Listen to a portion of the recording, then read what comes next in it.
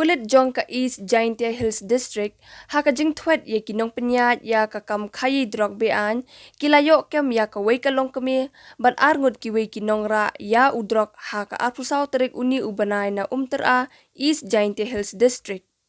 Kipulit kilayo kem shwa ye ki ngut na ka bus night super haka porshi baje shiteng. Kini ki ngut ki basha kem ki day upasar udin ubalatip kum usamir bana Emerson Ghat Pulu Shillong bat udipak baidia na Pulu Hajan Tenjing Restaurant Shillong.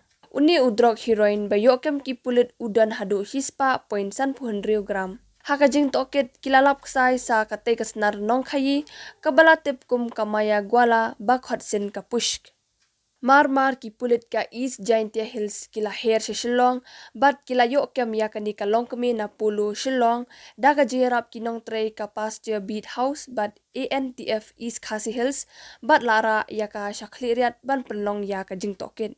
Shu ha ka sngi ka babut kata ha ka arfusan terik ki pulit kila yo kem sa ya uwei unong khaii kynja uba kerteng ude borlang sutengah na sutengah posh nong East Giant Hills District.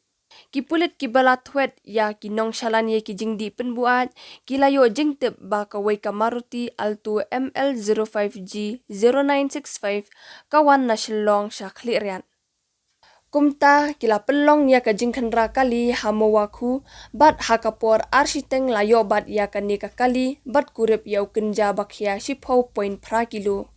Hakawai pat ka khubor uwei ubri ublasha kem ringkat bat udrok na ying sa ajong u ha upper kench trace ha ka arhusan terik. Na uni ubriu kipulit kilayo kem khandai teli kisenduk sabon ubadan ya udrok heroin bakhya shispa 10.r gram. Nalor uni udrok la kurup ya ki ternia santeli kawai ka phone bat ki hispa teli ki bulet.